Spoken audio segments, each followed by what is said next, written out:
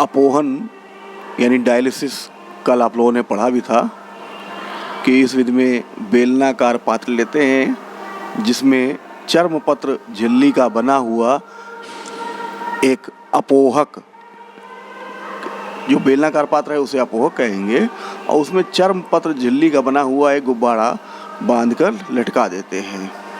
ये एक थैली है, इसमें अशुद्ध कोलाइडी विलयन भरते हैं और इसे बहते हुए जल में लटका देते हैं।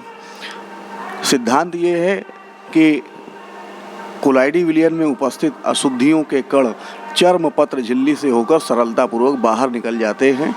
इसी सिद्धांत के आधार पर यह विधि बनाई गई थी। अब इस विधि को अगर हमें तेज करना है तो हम इसमें गर्म जल लेंगे तो यह विधि ऑटोमेटिक तेज हो जाएगी।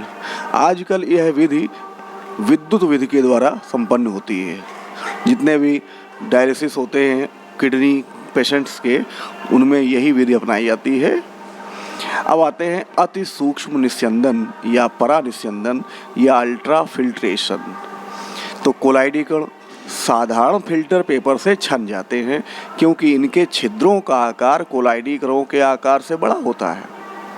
अतः सामान्य फिल्टर पेपर को कोलोडियन के जिलेटिन से बने विलयन में डुबो देते हैं। फिल्टर पेपर को कहाँ डुबोएंगे?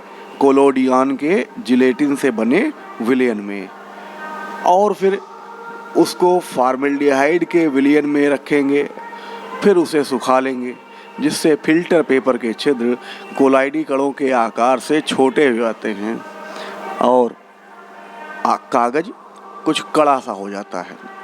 इससे कोलाइडी कण नहीं छन पाते हैं, जबकि विद्युत अपघट्य के कण सरलतापूर्वक छन जाते हैं।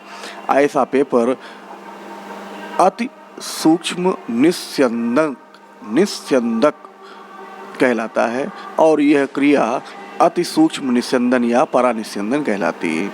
नोट यहाँ जो हमने लिखा ध्यान रखिएगा कि कोलोडियन विलयन क्या है कि सेलुलोज नाइट्रेट का अल्कोहल में बना विलयन ही कोलोडियन कहलाता है।